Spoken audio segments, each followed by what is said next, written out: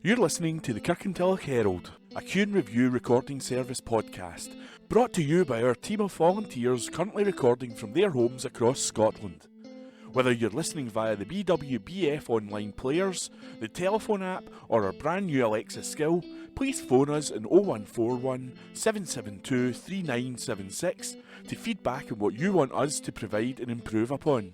Please also join your family and friends in being our audio ambassadors and share our Facebook, Twitter and Instagram all at Q&A Review. That's at symbol CUEANDREVIEW.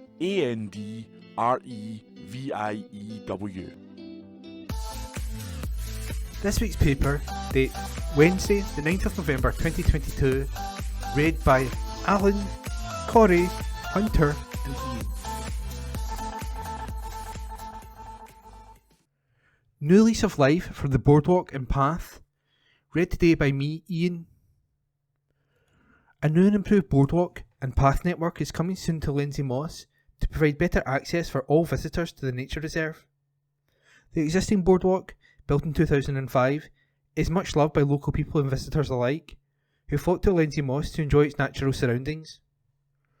And now the popular walkway is set to be completely revamped as part of the project funded by the Councillor's Cycling, Walking and Safer Routes allocation from Transport Scotland and Strathclyde Partnership for Transport, SPT.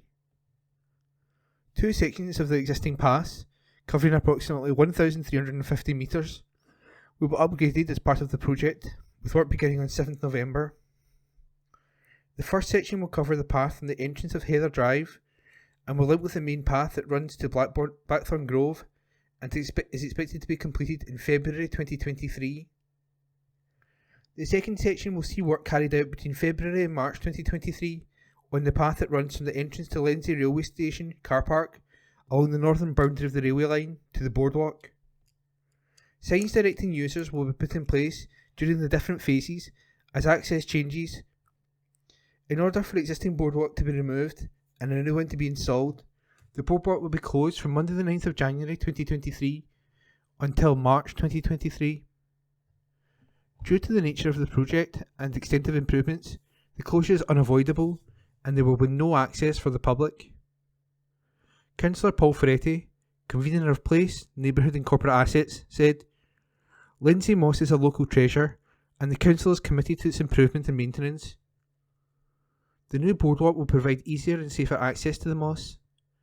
It will form part of a circular route, which is home to numerous birds and wildlife, and is designed to protect the valuable habitats beneath it. The project will unfortunately involve the temporary closure of the Boardwalk. The council apologises for any inconvenience this may cause residents, and I'd like to thank them in advance for their patience and understanding as we upgrade this popular pathway." This week in history. November the 9th, 1922, the SS, Schutzstaffel or Protection Squad, was formed in Germany.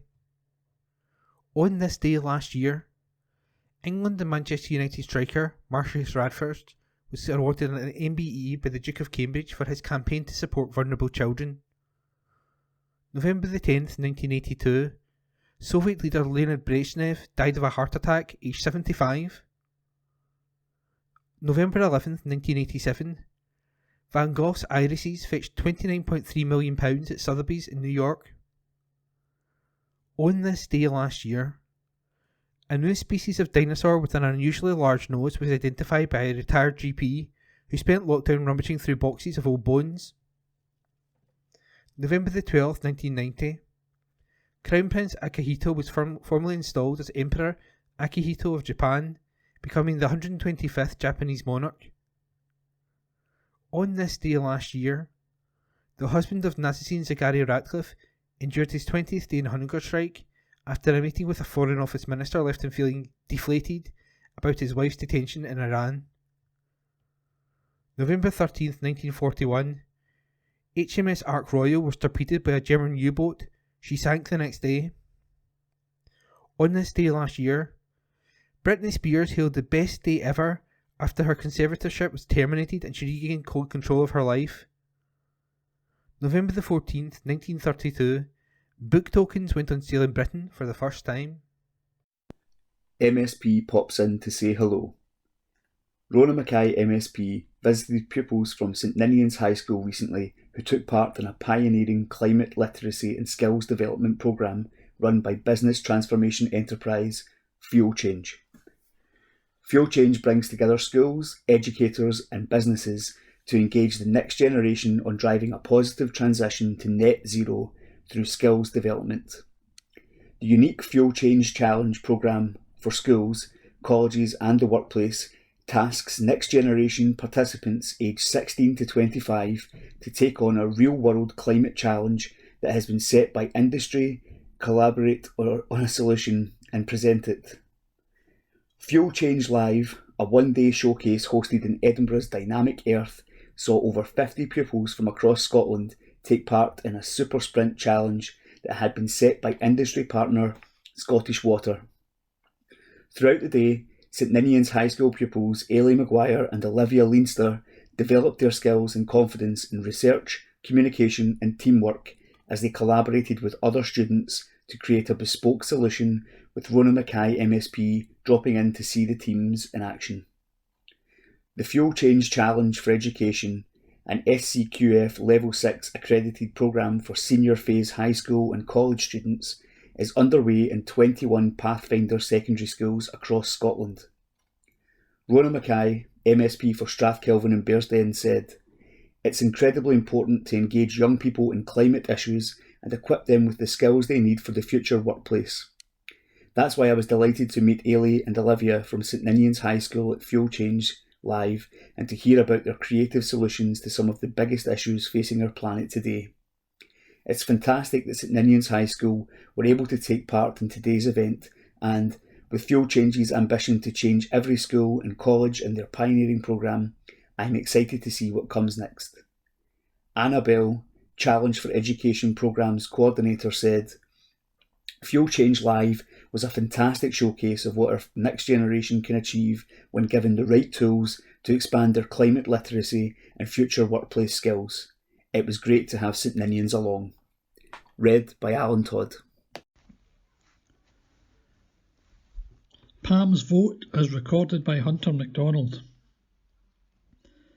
West Scotland MSP Pam Gosel has voted against the Gender Recognition Reform Bill as it was debated at Stage 1 in the Scottish Parliament last week. Ms Gosel spoke of striking a balance between the rights of trans people and the safety of women and girls. She cited multiple concerns about the proposed legislation, which seeks to make it significantly easier to obtain a gender recognition certificate.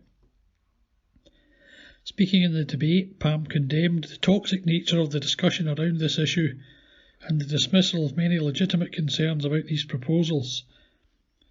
Concerns raised by Pam during the debate included the lowering of the minimum age to 16, the reduction of the time required to live in the required gender, and the potential violation of religious rights in certain settings.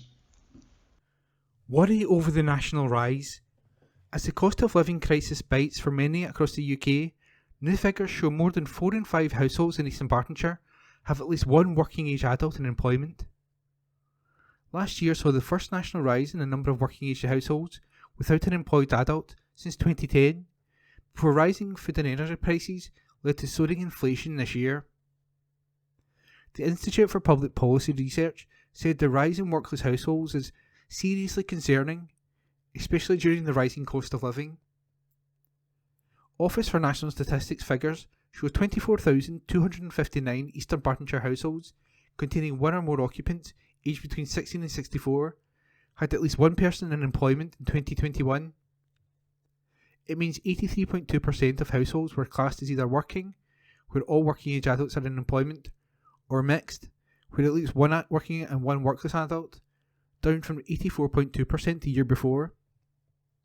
Across the UK, the number of workless households rose for the first time since 2010 last year, from 13.7% to 14.1%.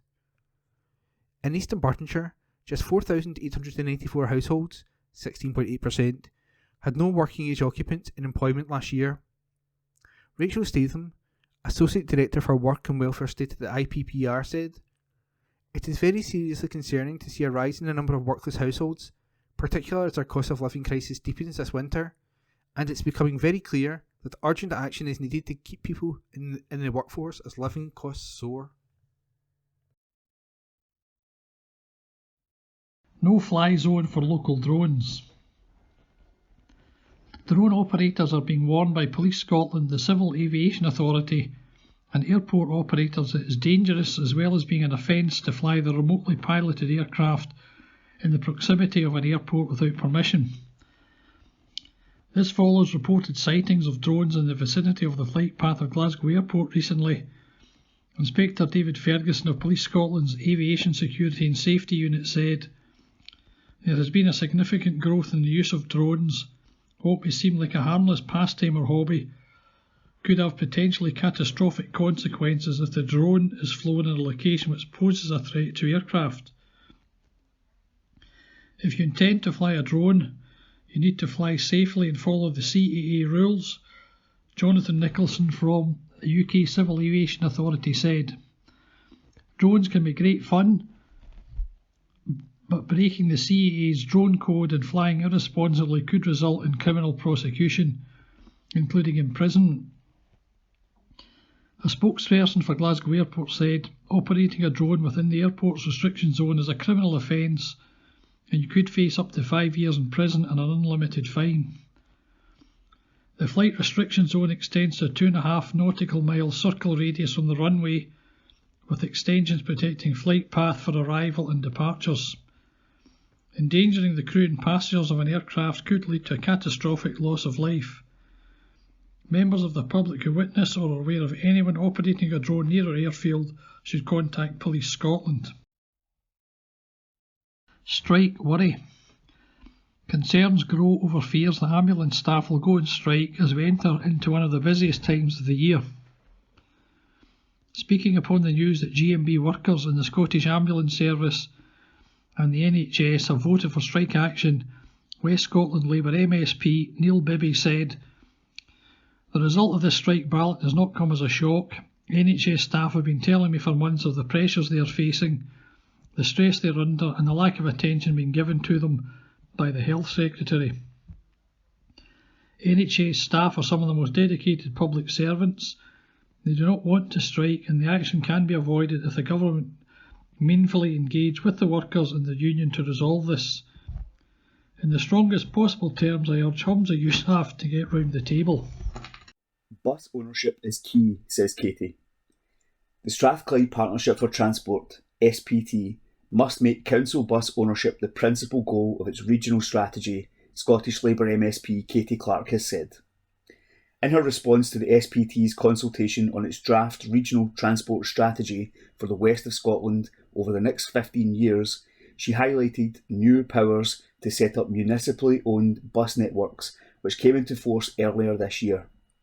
The Transport Scotland Act enables councils to set up municipal companies to run local networks, which have been deregulated across most of Scotland for nearly 40 years. Katie, who represents West Scotland, has said funding streams are not yet in place to enable this to happen. Volunteers are sought. A new partnership has been formed by Scotland IS, Tech Chican and STEM, Science, Technology, Engineering and Maths, ambassadors to address the Scottish technology skills gap. The partnership is actively seeking volunteers from across Scotland to join the programmes. There are currently Digital Critical Friends programmes running in East Dunbartonshire and Glasgow, which still have some spaces. The organisations are seeking to tackle a shared ambition to increase STEM education for school-aged pupils by improving collaboration between the programmes and accessibility for anyone who wants to get involved. Scotland IS Digital Critical Friends programme, in partnership with DYW Glasgow and Skills Development Scotland, has been rolled out in several local authorities areas to help meet the rapidly growing and changing skills demand within the Scottish digital sector. It connects school-aged pupils with industry practitioners to support computing education, developing interest and abilities in digital technologies, with a view to increasing the digital skills talent pipeline. It also provides teachers with access to insight and support from industry, increasing knowledge and informing lessons. Through the new partnership, STEM ambassadors will provide PVG accreditation, making it much easier to become a digital critical friend. With Tech She Can't, Tech We Can educational resources now being provided to digital critical friends, they can increase the support given to teachers to build knowledge and confidence in delivering tech-related lessons, helping to inform students and inspire them to consider a career in STEM. Karen Meakin, CEO of Scotland IS, said, "Our aim when we started Digital Critical Friends was to ensure young people had access to practical knowledge, experience within the tech sector, and exposure to the career opportunities available to them. This partnership with STEM ambassadors and Tech She Can will allow us all to work together to give young minds the opportunity to explore a future in tech. We're calling for passionate individuals to get involved with the programme. It's a wonderful opportunity." Council is snow ready. As winter approaches, East Dunbartonshire Council is prepared to respond to the challenges that the colder weather brings. The Council's winter service policy for 2022-23 aims to keep pedestrians and traffic safe and moving. The policy guides and informs the approach to severe weather, including heavy snow, rain, and icy temperatures.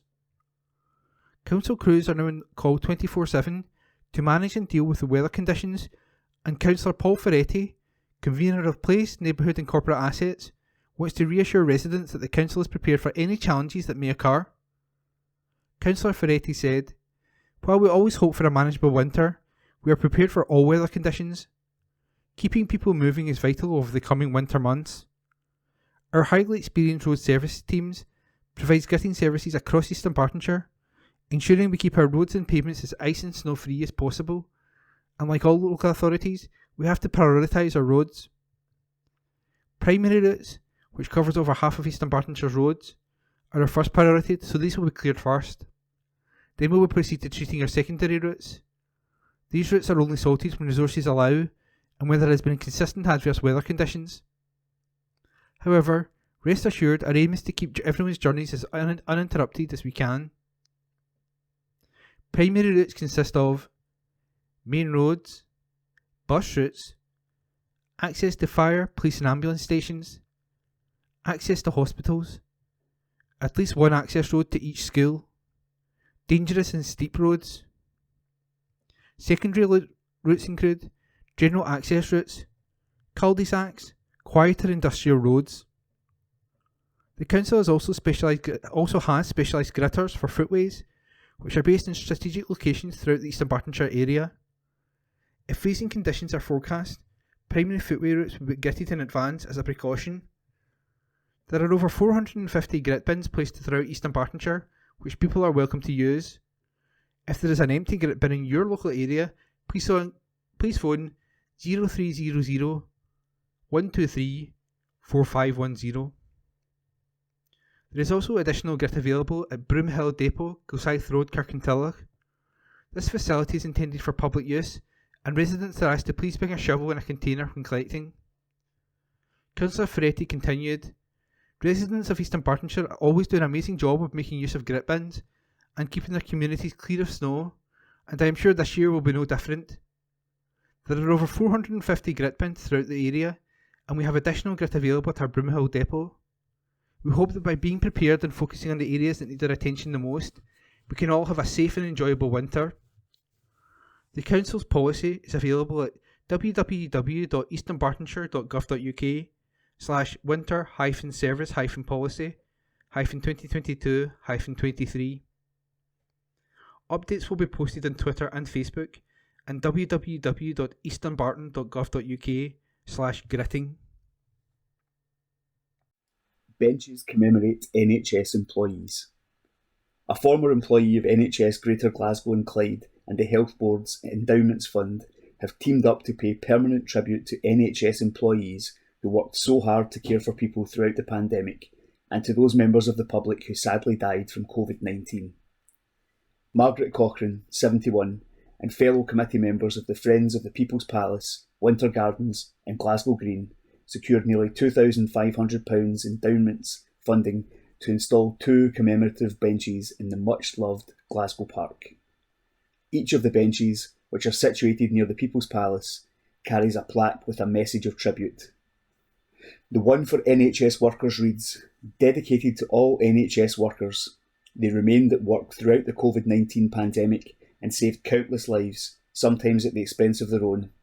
We clapped for them during the pandemic, but we should remember them forever. Friends of the People's Palace, Winter Gardens in Glasgow Green."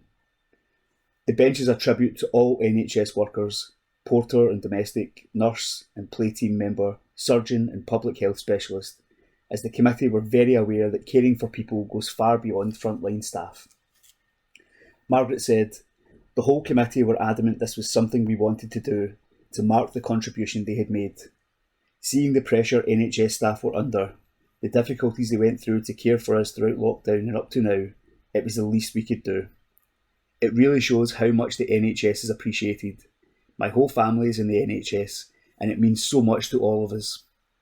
Margaret used to work as an estates administration manager with NHS GGC before she retired in 2017, so when the idea of the commemorative benches was first discussed, she knew she could approach the Endowments Fund for help. In the end, the fund donated £2,430 to the group, and last month the benches were installed, with the NHS one in a small park area next to a statue of Peter Pan and looking onto the Winter Gardens. Margaret added, "During lockdown, everyone became aware of the environment and the value of being outdoors, just going for a walk." Food banks need help. As food banks and frontline charities face up to their hardest Christmas ever, people in Kirkintilloch are being urged to give the gift of their time and take part in the UK's biggest food donation drive.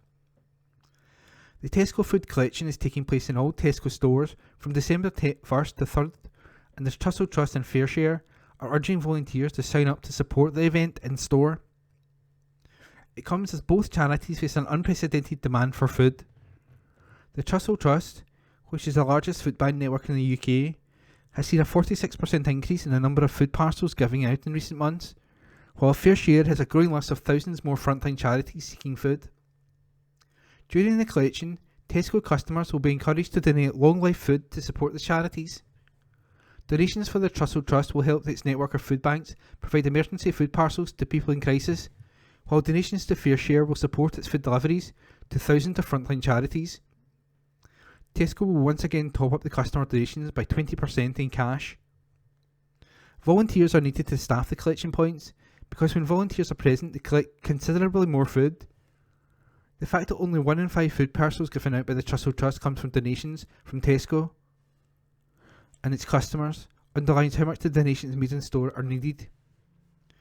We're expecting that even more people will be forced to use a food bank this winter, and the Tesco food collection is vital to ensuring we can support everyone who comes through our doors, said Emma Reevy, CEO of Trussell Trust.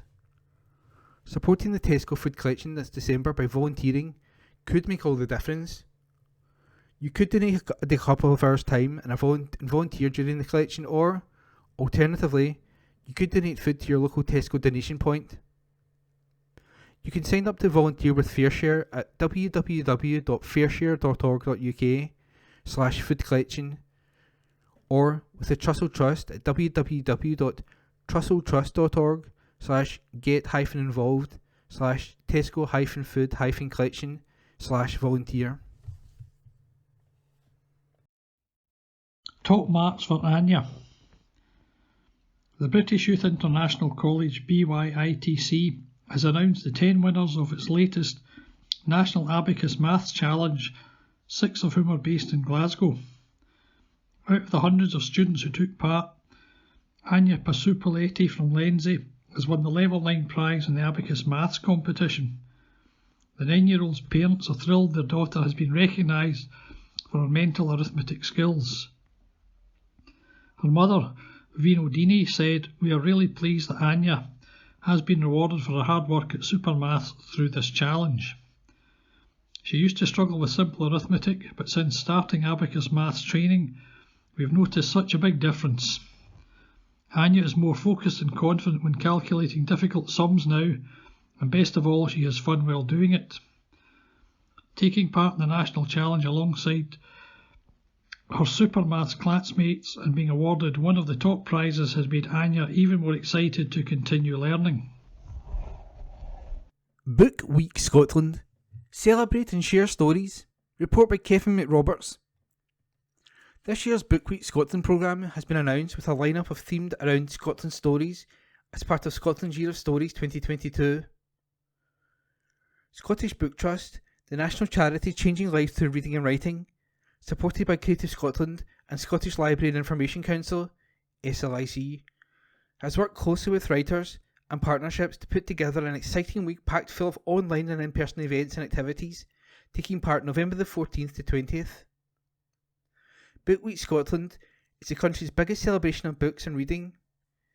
Events throughout the week include an evening with Sally Magnuson, sharing stories from 4 vibrant Scottish communities, and Book Shriek Scotland, a celebration of Scotland's folklore, presented by Kirsty Logan and Heather Parry, featuring storytellers and writers including Garth Marenghi. Scottish Book Trust will also be asking people to share what they've been reading during the week in a reading map of Scotland.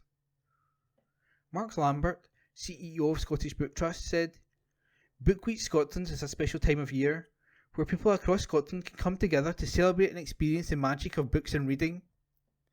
The 2022 programme features a mix of fun, spooky, inspiring and unusual events and activities.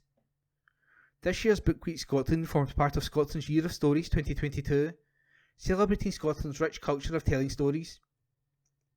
We hope you'll be able to join in with the Book Week Scotland event in your community or one of the many ways to take part online. A new book, Scotland's Stories, has been published by the Scottish Book Trust, featuring true stories from people across Scotland, as well as exclusive contributions from published writers Angus Peter Campbell, Raymond Mundair, Graham Armstrong and Helen Fields.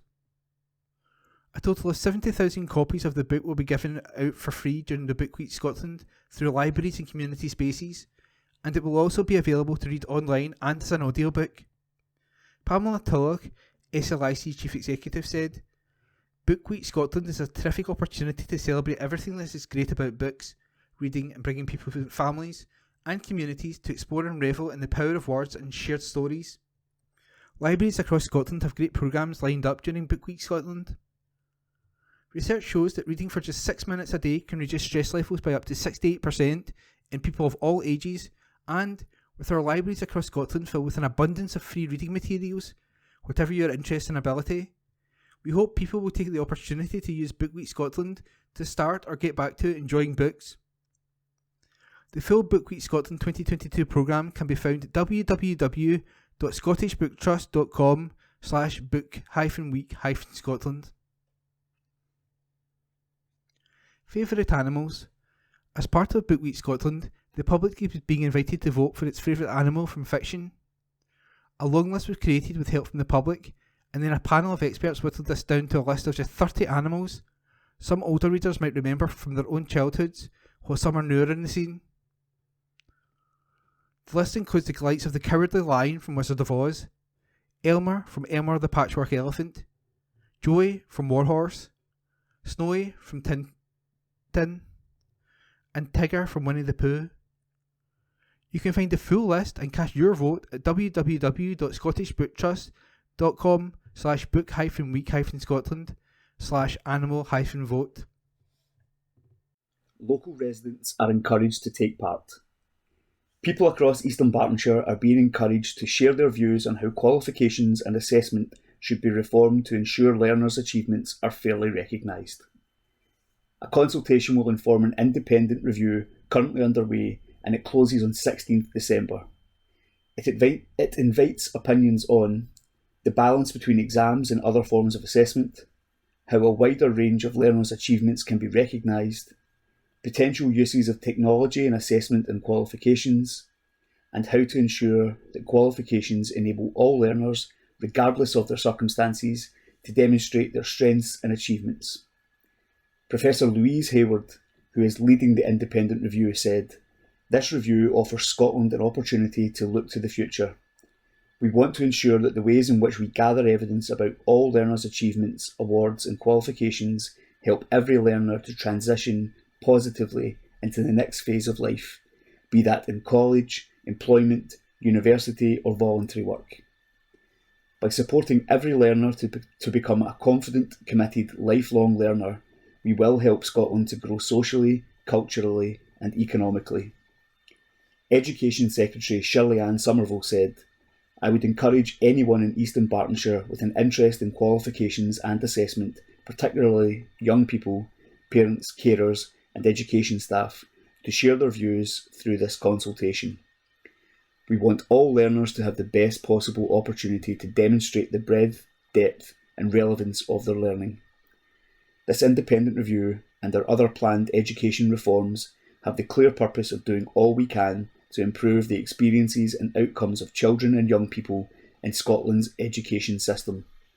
Professor Hayward is Emerita Professor of Educational Assessment and Innovation at Glasgow University and will provide independent advice for ministers to consider in March next year. Penalty challenge. A group of young lads have been pulling out all the stops to help those affected by the ongoing war in Ukraine and in Afghanistan. Members of Lenzie After School Club took on the challenge of organising a sponsored penalties event to raise much needed funds for the Red Cross Ukraine Afghanistan Children's Fund. Not content with that, they then followed up with a mini festival against EDFC Community Club. The Lenzie Meadow Lairdland Select won the competition. Beat the goalie trophies were won by Robert Lenzie Meadow, 9 scores from 10 penalties, and Jamie Millersnuke, 8 scores from 10 penalties. Organisers would like to thank Lenzie Youth Club 2009 squad, who very kindly supplied the goalkeepers Fraser and James, who between them defended 220 penalties in what could only be described as challenging weather. NHS Greater Glasgow and Clyde pair invited to Arizona for 2 weeks. 2 members of NHS Greater Glasgow and Clyde's neuroradiology team have been invited to the world's largest neurological treatment and research institution following a prize-winning presentation at the British Association of Neuroscience Nurses (BANN) annual conference held in Glasgow earlier this month. Audwyn Griffith, Senior Clinical Nurse Specialist, and Michelle Taylor, a staff nurse, delivered an oral presentation of a patient recovering following a stroke and an accompanying mechanical thrombectomy. They have been invited to visit the renowned Barrow Neurological Institute in Phoenix, Arizona in 2023. On the 2-week trip, they will be meeting and sharing knowledge with world leaders in neurological disease treatment and research preparing for a presentation to the World Nursing Congress. Audwyn and Michelle are part of NHS GGC's interventional neuroradiology team, based at the Institute of Neurological Sciences in Glasgow.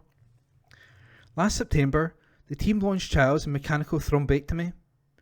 The aim is to remove a blood clot from an artery within the brain using a specialised device. This restores blood flow, which minimises the amount of brain damage during a stroke. Audwyn identified the trials as the perfect subject for the conference. He works closely with Michelle and knew she would be the right person to deliver the presentation. I was delighted she took up the challenge. Michelle is a promising young leader, and it is important that NHS does succession planning and identifies young staff who are showing real promise. By using her personal experience, Michelle rose to the task. I started with a chat about what mechanical thrombectomy is and how we do the procedure. My gran suffered a severe stroke, and this inspired me to become a nurse and to work with stroke patients. Joined by their patient, a 42-year-old nurse who experienced a stroke, it was her story that made the difference with the assembled audience. While Audwyn was speechless upon learning they had been invited to Arizona, Michelle admits her focus was in telling the neurological team story. We were delighted to be invited to Arizona. It's a real honour. Family announcements. Deaths. Boyle. Katrina Elizabeth Jane. Nee Harrison. Peacefully at home following a long illness, stoically born.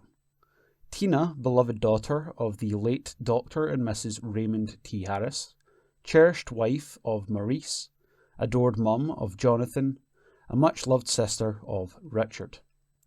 Adrian, Roderick and Charmaine. A special sister-in-law, aunt, cousin and good friend to many, especially Megumi in Japan. Tina was a former Auchinloch Sunday school teacher and podiatrist with NHS, GG and C. The funeral service will take place at Lenzie Union Parish Church, G66, 4LD, on Tuesday, November 15th, 2022, at 10:30am, and thereafter to Daldowie Crematorium, arriving at 11:45am. A splash of colour, if desired, may be worn in celebration of Tina's life. Family flowers only, please. Donations in lieu of flowers can be made to a charity of your choice, to the memory of Katrina. Tomini. Harry. Peacefully at home on Monday, October 24th, 2022. Harry, beloved husband of the late Janet, loving father of Harry and Martin, father-in-law of Karen, devoted granda and great-granda. Funeral Mass to be held at St Joseph's, Cardowan, on Wednesday, November 9th at 10am. Thereafter to Bedley Cemetery.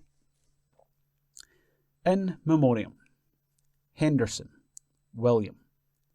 In loving memory of William, who passed away on October 30th, 2022, a loving husband of Margaret, dear dad to Billy, and granddad to Matthew and Lewis. Sadly missed by his loving family. Services will be held across the local area. Remembrance Sunday will be marked with events across East Dunbartonshire once again this year, with services being held in 11 towns and villages. On Sunday the 13th of November, Provost Gillian Rennick and councillors will join local people at services and parades across the area to pay respect to war memorials. Local churches and community councils have organised events in Auchinairn, Baldarnock, Bishopbriggs, Kirkintilloch, Lennoxtown, Milngavie, Mouthline of Campsie, Torrens, Twecker and Woodley. Provost Rennick said, "I believe it is incredibly important that we come together in our communities for these public acts of remembrance to pay our respects to the fallen.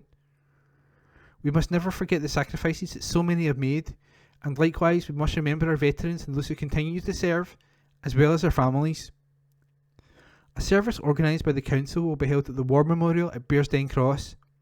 It will begin at approximately 10:40am, led by Reverend John Crabe. It will be attended by Deputy Lieutenant of Dunbartonshire Pat Steele, Council Leader Gordon Lowe, Armed Forces personnel, representatives of the Council, Police Scotland, community councils, churches, schools, Boys Brigade, Girls Brigade, Girl Guides, Scouts and other local groups. Provost Rennick added, "I will attend the service in Kirkintilloch and lay a wreath on behalf of the people of East Dunbartonshire. It will be my honour to join the people in sombre reflection as we remember the service and sacrifice of so many. My thanks to everyone across the area who have organised events so that communities can gather to pay their respects. I hope as many people as possible come along to their local war memorial with friends and family on this Remembrance Sunday. To find out details of what's happening in your area, see www.eastdunbarton.gov.uk/remembrance-sunday-2022-East-Dunbartonshire. Diversions will be in place in Bearsden on November the 14th, with Drimmen Road closed between Loch Kemerock Road and Colquhoun Drive between 10am and noon, with waiting restrictions in nearby streets. Opinion. Let's talk. This week's Kirkintilloch and Bishopbriggs Herald letters page, as of the edition Wednesday, the 9th of November 2022. Cross-party unity needed to safeguard the future of our SNHS. Sir, the Scottish NHS, when all is said and done, is a huge not-for-profit business. It requires the management of multi-million pounds in wages, property, IT, transport, training, procurement and a host of other functions. And yet it is hampered by continual changes in government thinking which result in changes to planning, targets, funding and its overall aims. No normal business could function successfully under these restrictions. Even the smallest companies have business plans for at least the next 5 years, and a setup like this is not to be able to plan ahead restricts its ability to function in an efficient and economically sound manner. All political parties are committed to supporting the SNHS, but if we want this organisation to be successful, It is surely time to stop it being used as a political football and take a different approach. This might sound unlikely or, perhaps, naive, but I'm sure the electorate in general would applaud if all parties with seats in Parliament worked together and came up with a plan to which all agreed to abide by for the next 10 years or so. This plan can be kept under constant review by a similar mix of politicians so that the continuity of planning can continue no matter which party holds power. And any changes needed would be agreed by all representatives involved at the SNHS, would therefore be taken out of the hands of the ruling party.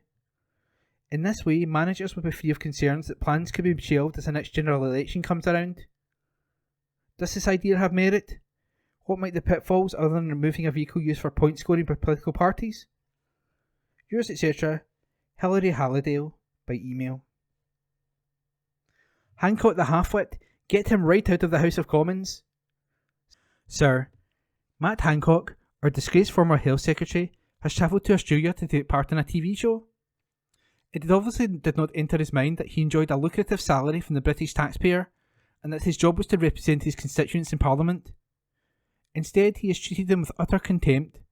How such a shallow individual has not been exposed for what he is beyond my understanding. Now we know just how despicable this man really is. There should be some mechanism for removing him permanently from the scene and allowing his constituents the opportunity of electing a more worthy occupant of his seat in the House of Commons. Suspension by his party is far too lenient a penalty. Yours, etc., Robert Finlay. Address supplied. Barack has got it right. Sir, the manner in which our politicians speak to each other needs to be addressed, as it is now verging on the rancorous. These people are our leaders who set a standard of behaviour that is mirrored by many levels of our society. We pride ourselves on being being a tolerant and broad-minded nation, but when one political leader says they detest another political group, what kind of example is that? Do our leaders not understand this way of addressing someone who has different views permeates and, in some cases, becomes amplified as it passes through their supporters? Is the intention to incite? Barack Obama got it right in the US midterm elections when he said that, if our rhetoric about each other gets so mean that we start demonising one another, it creates a dangerous climate. If only we had this kind of statesmanship in our debating. Yours, etc., James Edgar. Address supplied.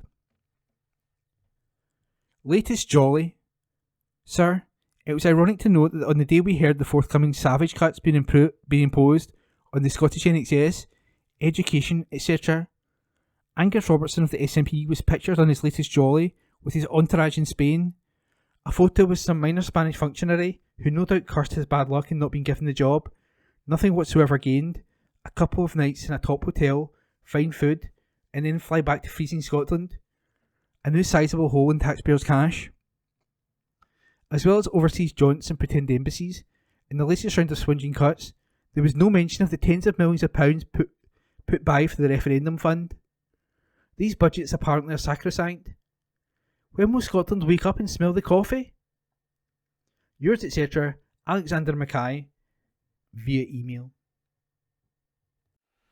Scotland is the first Daily Mail nation. Scottish children have stepped their way into the history books as Scotland has been confirmed as the world's first Daily Mail nation. Over 188,000 primary school children in Scotland are getting active for 15 minutes a day, with half of primary schools across all 32 local authorities signed up to the Daily Mail. The initiative is proven to improve the well-being of children across the country as part of wider efforts to improve overall health and reduce the pressure on the NHS over winter. It was started by former head teacher Elaine Wiley, MBE, of St Ninian's Primary in Stirling in 2012 and has grown every year, extending beyond schools into communities and workplaces and encouraging more people across Scotland to get on the move. Globally, there are now nearly 4 million children taking part in 16,000 plus schools in 87 countries around the world, with Scotland leading the way, encouraging other countries to follow suit. The Daily Mail, supported by INEOS, began working in partnership with the Scottish Government in 2017 when it announced its ambition to become the first Daily Mail nation. The Scottish Football Association, Scottish FA, is also backing the initiative using its extensive network of community clubs to promote the role of physical activity in health and well-being. Public Health Minister Marie Todd said, "I try to do a daily mile whenever I can, and there is no doubt I always feel better for it. We want Scotland to become a nation where more people are more active more often. The benefits of instilling these habits early are plain to see. Children will see the joy of walking, running or wheeling, which will boost their health in the long term and reduce the strain on our NHS. I consider this initiative to be one of Scotland's best exports. Building on our success, other home nations and countries around the world are now embracing the Daily Mile initiative. Scotland continues to lead the way on a global scale." Founder of the Daily Mile, Elaine Wiley said, "From one school in Stirling to Scotland to becoming a Daily Mile nation, I am incredibly proud of all the schools, teachers and children that have helped us achieve this milestone, and I would like to take the opportunity to thank them and their partners across Scotland. The Daily Mile was created by children, which I truly believe is why it has been so successful and is now reaching nearly 4 million children around the world." Scottish FA Chief Executive Ian Maxwell added, "The Scottish FA recognise the unique reach of football and the importance that physical activity can play in the health and well-being of children and young people in this country. We are thrilled to support this initiative as Scotland becomes the world's first Daily Mile nation. Opportunities to exercise on and off the pitch should be available to everyone, and through our network of community football clubs and local partners, we are ready to play our part and use the power of football to inspire the country to become more active." Call for action on delayed discharges. Age Scotland has called for much more focused and targeted action to address hospital delayed discharge figures, which are at their highest level in 6 years. The charity says that the situation has long since passed the point of crisis and cannot be allowed to continue as it has been. Figures published by Public Health Scotland showed 1,885 people were affected by delayed discharge on the September census date, a rise of 8% compared to August. There was a 13% increase in the total number of days, 54,960, spent in hospital in September by people otherwise medically fit to leave, compared to the year before. In September, hospitals had a daily average of 1,832 beds occupied by patients deemed medically fit to be discharged. The average length of the delay was 23 days, more than 3 weeks in a hospital bed instead of being looked after at home. Brian Sloan, Chief Executive of Age Scotland, said, "For far too long there has been a steady increase in the number of older people unable to leave hospital because of a lack of available and appropriate social care support in their community. It's just not good enough, and it has a devastating impact on their ability to recover and be able to live the kind of life they had before going into hospital." Mr. Sloan added, "Unless there is a vastly greater investment in social care and the recruitment and retention of much more qualified staff, we're going to be here again next month and the month after that, with yet more older people suffering the physical and mental consequences of a lengthy stay in hospital." Childcare savings of £5,000 per child. Families of more than 83,200 children are saving around £5,000 per eligible child per year, thanks to the Scottish Government's Early Learning in Childcare (ELC) offer. Latest figures show a year-on-year increase in children accessing funded ELC. The number taking up the full offer of 1,140 hours a year is also up from this time last year. If families paid for this themselves, it would cost them around £5,000 per eligible child per year. A total of 93,902 children aged 2 to 5 were accessing funded ELC at the start of September, a 3% rise from the same time last year. Of those 83,237, 89% were benefiting from the 1,140 hours offer. Children's Minister Claire Haughey said, "Scotland is the only part of the UK to offer 1,140 hours a year of funded early learning and childcare to all 3 and 4-year-olds and eligible 2-year-olds. This offer saves families a significant amount of money, which is particularly important at a time when so many are struggling with cost of living pressures. It also supports parents into work, training or study. High quality ELC benefits children too, by enriching their early years and giving them the confidence and skills they need to prepare them for school. Councillor Tony Buchanan, COSLA Children and Young People spokesperson, added, "A greater proportion of children are accessing the full 1,140 hours entitlement compared with April this year. The increased availability of funded ELC is allowing children more time to play and learn, and more opportunities for parents and carers to work, study or volunteer, as well as significant financial savings." Christmas gifts to suit everyone. Finding some unique Christmas gifts locally has never been easier, as 2 free exhibitions selling bespoke festive gifts are running in East Dunbartonshire right up to Christmas. The ever-popular Christmas Art and Craft exhibition at the Old Kirk Museum in Kirkintilloch will open its doors on Saturday the 5th of November, while the greatly anticipated Christmas exhibition at the Lily Art Gallery in Milngavie kicks off a week later on Saturday the 12th of November. Visitors to both exhibitions will find interesting selections of unusual gifts, including a wide range of arts and crafts from local craft makers, handmade jewellery, ceramics, scarves, candles, woodwork and textiles. At the Old Kirk Museum, this year's guest artist is Etta Dunbar. A diverse range of her paintings and craftworks, all for sale, will be on show. These include beautiful landscape paintings of Scotland, and a selection of her beautiful handmade scarves and jewellery pouches will be for sale. At the Lily Art Gallery, visitors will be able to enjoy the work of invited artists such as Michael Durning, Stanley Bird, Ruth Greer and Fiona Classen, and local applied artists like Sally Walkinshaw, Anne Morrison and Pauline Muir, to name but a few. Jim Neal, chair of EDLC Trust, said, "The Christmas exhibitions at the Old Kirk and the Lily have become a part of the festive build-up in East Dunbartonshire. I always enjoy them as they showcase bespoke, unique and handmade products that you'll be excited to wrap ready for the big day. Every year we hear from visitors about how much they enjoy the exhibitions, and we get many comments on the high quality and range of gifts on offer. These exhibitions are a great way to start off your Christmas shopping in the welcoming and festive atmospheres of the Old Kirk Museum and the Lily Art Gallery.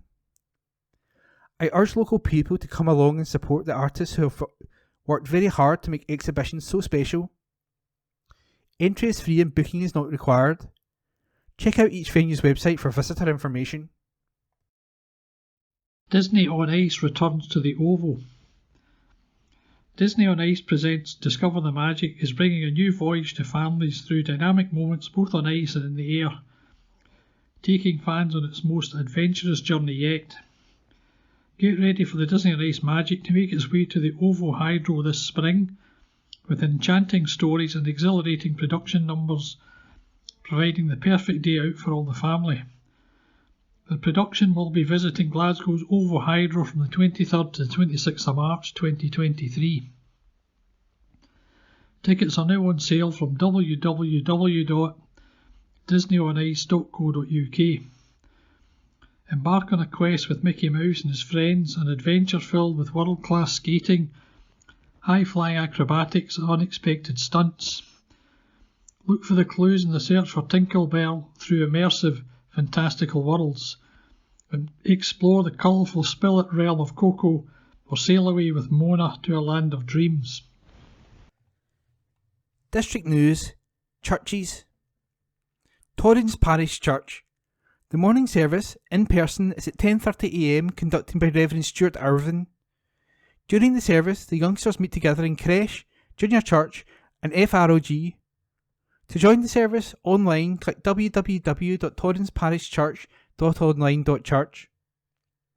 The remembrance service is on Sunday, November the 13th at 10am, leaving the service at 10:50am to walk to the War Memorial for the 2-minute silence. The cafe is open every Wednesday 9am to noon for teas and coffee and delicious home baking. Why not come and taste for yourself? The prayer ministry team will also be available from 10:30 to noon. The Girls Brigade meet on Wednesdays 6:15pm to 8:15pm, Primary 1 to S6. And the Boys Brigade meet on Thursdays 7pm to 9pm, Primary 7 to S6. To find out about the regular weekly activities, check the website for What's On at www.tpc.org.uk. Home Church, Scotland. What you have done will be praised from one generation to the next. They will proclaim your mighty acts. They will speak of your glory and majesty. Psalm 145, verse 4-5.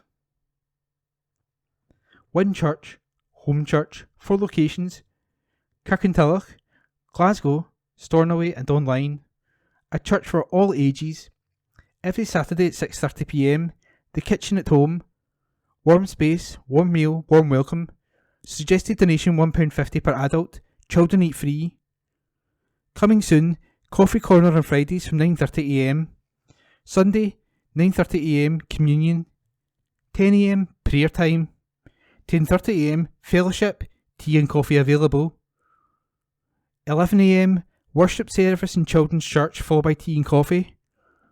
The Sunday evening service is in Renfield Church, Bass Street, Glasgow, at 7 p.m. Minibus leaves home church at 6:30 p.m. Wednesdays at 7:15 p.m. is fellowship night, including a time of prayer and Bible study. Bible study in Glasgow at Renfield Centre on Wednesday at 7:15 p.m. Alphas on Thursdays at 6:30 p.m. in Kirkintilloch Youth. Youth meeting Fridays at 7:30 p.m. for Youth Alpha and Fellowship. See Facebook and Instagram for up-to-date information. Kirkintilloch Church of God. At Regent Hall, Regent Street, every Wednesday, our coffee corner is open from noon to 2 p.m. for home baking and coffee. Join our friends and neighbours for a chat over coffee. On Sunday there will be a Zoom service at 6 p.m. The speaker will be Zach Williamson. A warm invitation to everyone who's able to join us on Zoom. Access details for the stream can be obtained by emailing hello@regenthall.org. For up-to-date and further information on our services, visit our website on www.regenthall.org. Jesus said, "I am the way and the truth and the life. No one comes to the Father except through me." John chapter 14, verse 6. St David's Memorial Park Church. The morning services on Sunday, November the 13th, is our remembrance service. This will be at our usual time of 10:30 a.m. and will be led by our Church of Scotland reader John Nicholson. During our morning worship, school-aged children will have the opportunity to go through to the halls for their own time of fun and learning with JAM. All are welcome to attend our service. There are some COVID measures still in place. However, the wearing of face masks is not mandatory at this time. We look forward to welcoming you to the church. Our Tuesday lunchtime service will be held each Tuesday from noon in our small hall. Our next service will be Tuesday, November the 15th, which is an afternoon communion service. All are welcome to attend this afternoon service. Our guild will be meeting on the same day from 7:30 p.m. to 9:30 p.m. Their topic this week is sepsis research. We would like to extend a warm invitation. Other events taking place in the coming weeks are a Christmas craft event on November the 26th from 10 a.m. to noon. This is for all primary age children, and you just need to register your child with your youth organisation prior to arriving. Details are on Facebook. Also, the church will be offering a warm space starting on Monday, November the 21st, times to be confirmed. Volunteers are needed to support this event. If you are able to offer some time and support, please contact the church to the Facebook page. Lindsay Union Parish Church.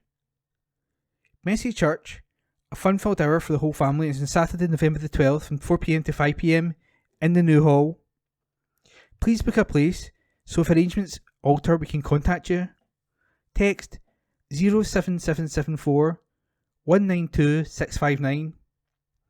Email o'malley.dom@yahoo.co.uk. The Guild is on Monday, November the 14th at 7:30 p.m. in the new hall. Rona Morrison, an artist, is a guest speaker. Craft Cafe is on Tuesday, November the 15th in Dean House, 2 p.m. to 4 p.m. for adults who enjoy knitting, crochet, cross-stitch and other crafts. Participants can share hints and tips, meet new people and learn new skills. The Meeting Place Coffee Shop is open on Wednesdays 10 a.m. to noon. Meet your friends and enjoy a chat over a cup of tea or coffee. Everyone, from the very young to the young at heart, is welcome to attend. We also have a good selection of greetings cards and second-hand books for sale. The coffee pot is open on Fridays 10 a.m. to noon in the new hall for teas, coffee and chat. Lenzie Joint Church of Scotland Remembrance Service at 10:50am Sunday, November the 13th at Lenzie Old Parish Church. 2pm on Sunday, November the 13th, an act of remembrance at Woodley War Memorial. Lenzie Old Parish Church. Art exhibition and coffee morning, Saturday, November the 12th from 10am to noon. Tickets £3 are available from the committee members or pay at the door. Main exhibitors are Ian Campbell and Lorna Dunn. Artwork, posters and individual cards by the artists will be available to purchase. Thursday Club meets on November the 17th at 2pm in the church hall. Enjoy tea and coffee and home baking, followed by a game of Scrabble, Dominoes, Rummikub or Uno. All welcome. Time out Monday, November the 21st at 7:45pm in the church hall. It's a social evening for ladies of all ages. Come and sing. The dementia-friendly singing group meets on Tuesday, November the 22nd at 1:15pm to 2:45pm in the church hall. A warm welcome awaits all, and of course a cuppa with some delicious home baking. Please feel free to come and sing. Cadder Parish Church. We look forward to welcoming you this coming Sunday to our morning service, which is at 10:30am in Cadder Parish Church. In the service, we'll be remembering those who have sacrificed their lives in past wars. We look forward to welcoming you. The service will be led by Reverend John McGregor and Josie Javier Incendo Malo, MMUS. Children, Cadder Kids, meet in the church prior to the service and then go up to Cadder North Hall for their activities. There will be a service of remembrance and laying of wreaths at the War Memorial in Bishopbriggs on Sunday, November the 13th at 12:45pm. The parade leaves Cadder South Halls at 12:30pm. Early fellowship meets in the South Hall Chapel at 9:30am on Thursday for half an hour with Reverend John McGregor, and also available on Tuesday and Thursday on Zoom. For further details, contact the minister. Cadder Coffee Shop at Cadder South Hall on Kirkintilloch Road is open on Tuesday to Thursday, 10am to 2pm, and Friday from 10am to noon. Come along and enjoy good food and great fellowship. Jacqueline, our manager, and her team will give you a warm welcome. Our guild meets on Thursday, November the 10th, and the speaker is Reverend John McGregor on the guild theme, We Seeds Big Trees. St James Church, Hilton Road, Bishopbriggs. Rector the Reverend Paul Watson, 0141 230 4080. The church is open for socially distanced services, face masks a personal choice, this Thursday at 11am and Sunday, November the 13th at 9am and at 10:30am. Every woman's welcome.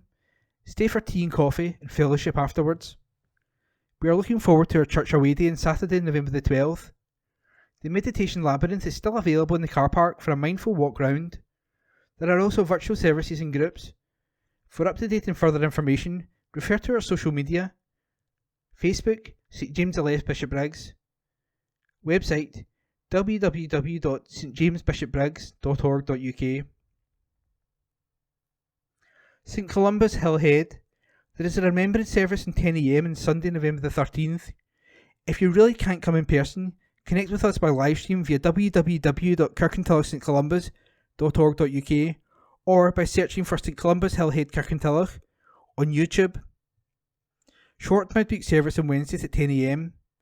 Busy Bees Carer and Toddler Group is at Hill Head on Wednesdays at 10, and Little Fishes Carer and Toddler Group is on Fridays at 10 at St Columba's. No pre-registration needed. First Kirkintilloch BB meets on Friday evenings.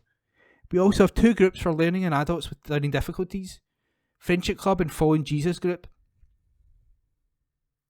Colston Well Park Church. This Sunday will be a special service of remembrance led by Reverend Leslie Grieve at 10:45am, as there will be a 2-minute silence at 11am. All are welcome. Tea and coffee served in the hall after the service. On Monday, the Colston Art Club continues from 10am to 1pm. New members always welcome. Call 07709 584 680 for more information. Cake and Company is restarted every Wednesday from 11am to noon. The brownies are on every Wednesday at 6:30pm, and all girls aged from 7 to 10 years welcome. The Boys Brigade has restarted with the company, and senior sections on every Friday, even starting at 7pm. The food bank remains open from 11am to 1pm and 2pm to 4pm every Friday only. All donations of non-perishable foods gratefully accepted. Follow our church services on Facebook at Colston Wellpark Parish Church or contact Leslie Grieve on 07813 255 052. Milton of Campsie Church. We are back in the building, no need to book. If you sit in the centre aisle, there is no need to wear a mask. If you sit in the side aisles, please wear one. Time to pray is on Wednesday till 15pm. Come and go as you please. Also on Wednesday, the fellowship will meet at 7:30pm for a talk on first aid. Our Warm Spaces Hub is now up and running on Mondays and Thursdays in the afternoon. To volunteer and or for more information, contact Anne Pert, anpert56@gmail.com or 01360 313 003. BB Anchor and Junior sections meet on Friday at 6:15pm. COP27 take place in Sharm el Sheikh from November the 6th to 18th. Churches together will hold a half-hour service on Saturday, November the 12th at noon in Milton of Campsie Parish Church. Go Mad Extra will take place in the church complex on Sunday, November the 27th from 1pm to 3pm. Entitled Yakisimno, Darius the Yak from Sing 2 will help us think about biblical golden calves and loin cattle. This is for all children preschool up to primary 7.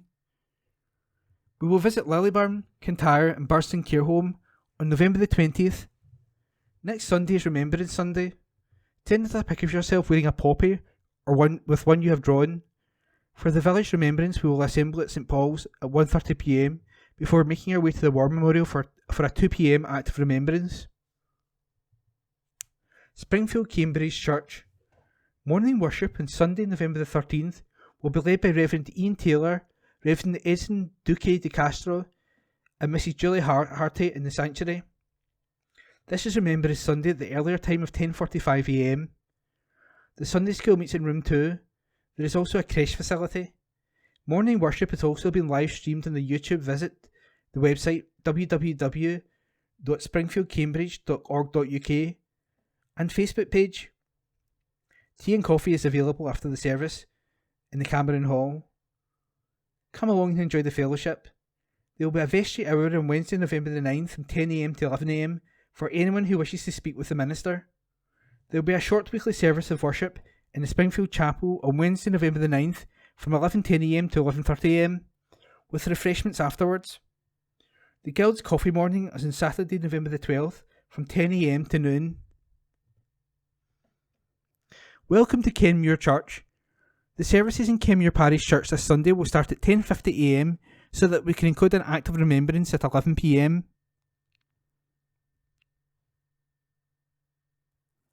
It says 11pm, it must be 11am.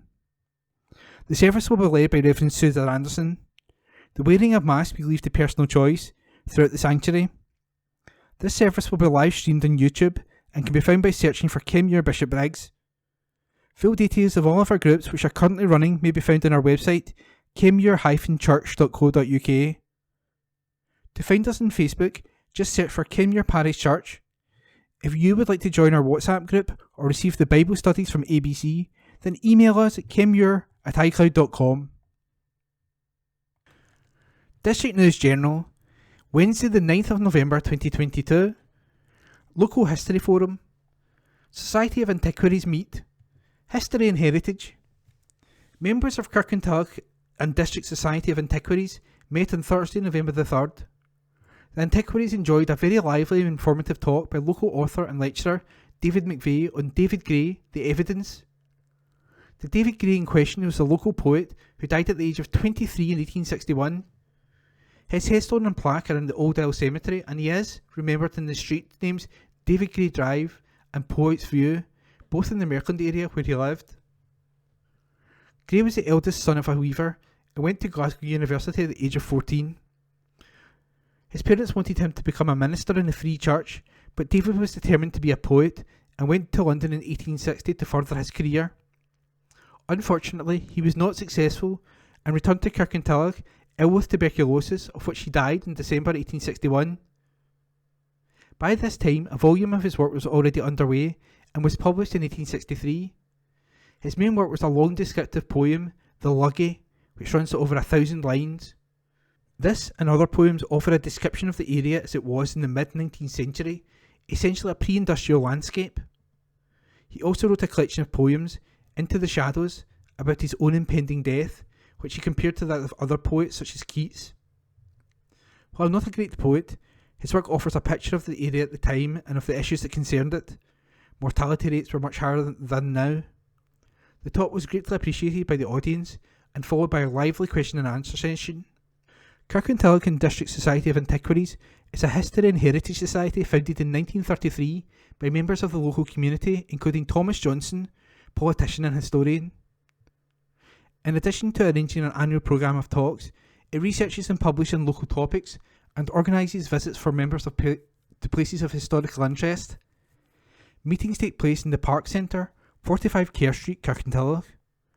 To find out more about the Society and see a full listing of planned events, or if you're interested in becoming a member, please visit our website to find out any further information.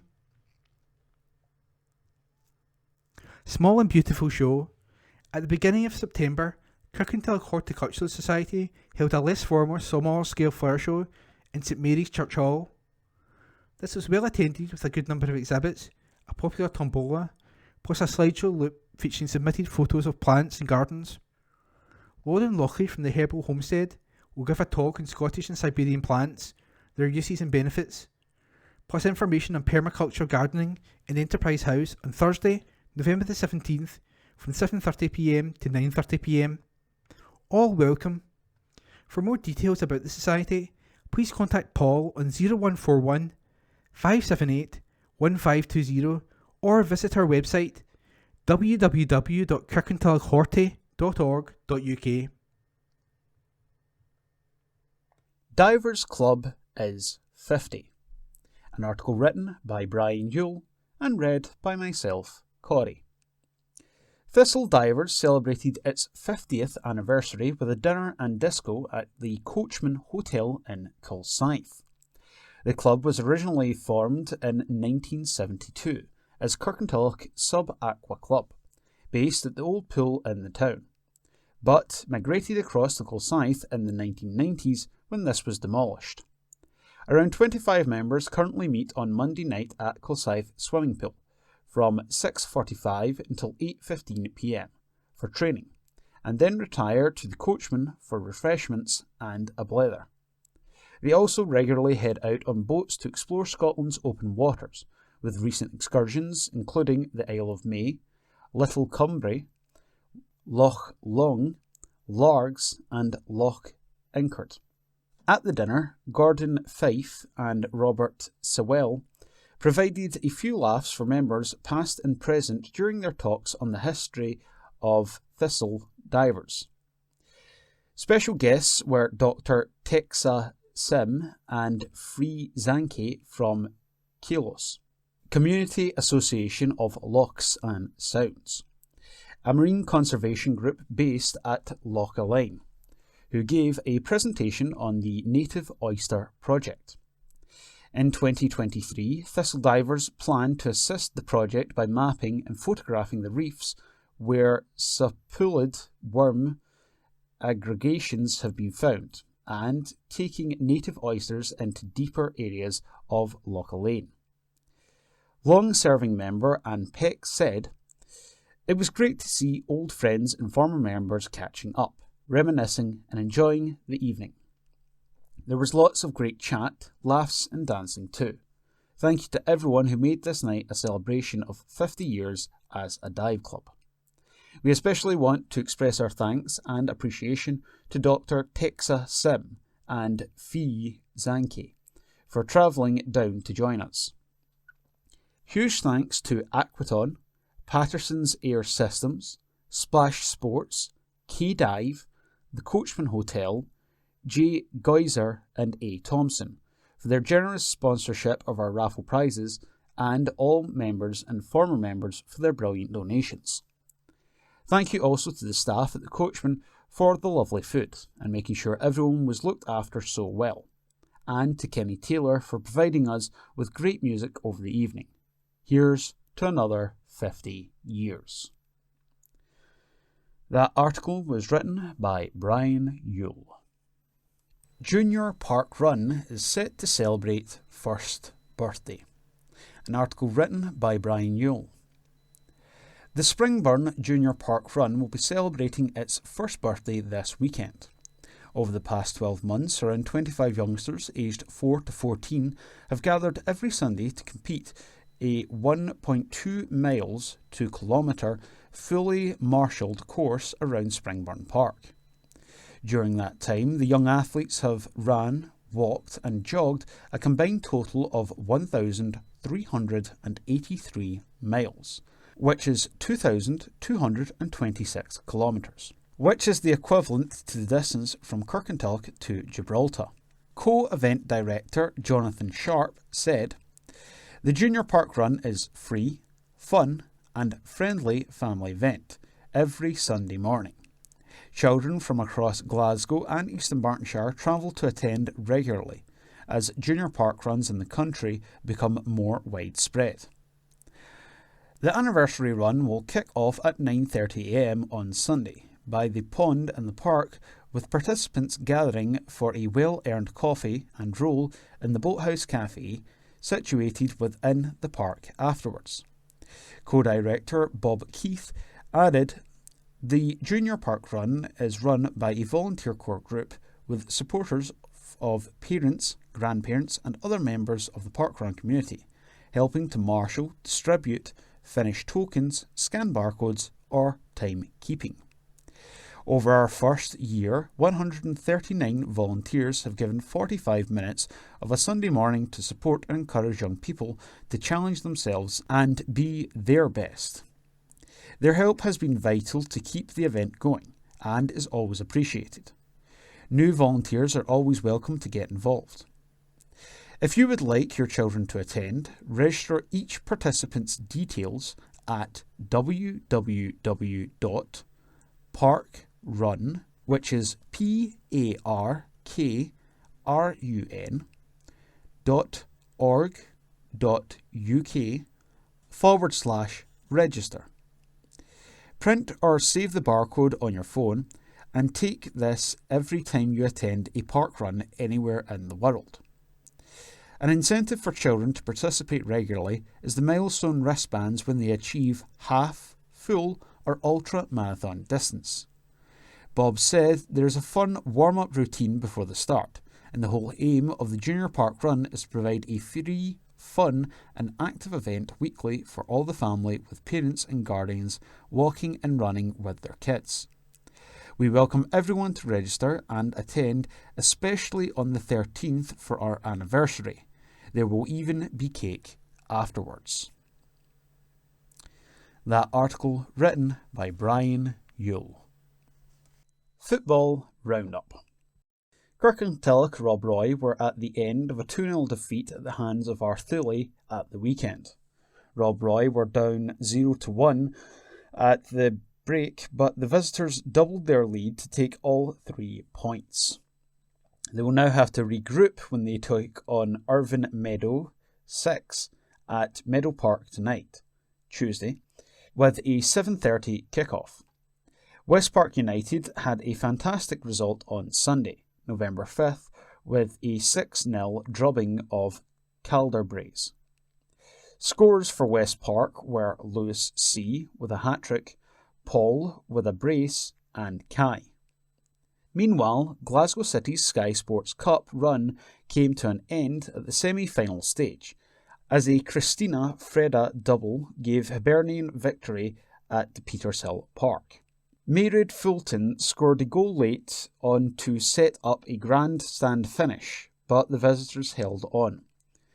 The opening goal of the game came midway through the first half and went in the way of Hibs. A back pass from Jenna Clark was cut out by Frida, who put the ball past Lee Gibson in the City goal to give the visitors the lead. Hibs doubled their advantage when the ball from the far side went across the face of goal and found Frida, who sent the ball goalwards. Gibson clawed the ball away, but after a few seconds, the referee pointed to the centre circle to signal a second Hibs goal. City had to respond quickly, and did as Fulton's strike from the edge of the box flew past Hayland and into the back of the net. Fulton's strike gave City a lifeline, but despite the best efforts of the players in orange, Hibernian hung on to secure the victory. In the WOSFL Premier Division on Saturday, Darvell edged the win over Petershill by 2-1. Scoring for Petershill was McKenna on the 42nd minute. Petershill welcome Fourth Wonders FC on Saturday with a 1:30 kickoff. Ashfield FC continued their impressive form with a hard-fought 3-0 victory over Maryhill at the Peugeot Ashfield Stadium on Saturday. Leading 1-0 at the break, courtesy of a Johnny Black goal midway through the half, the Field secured victory through their goals from Fraser, Sheridan and Bobby Barr to push the home side into second place in the league behind Renfrew in this extremely competitive league.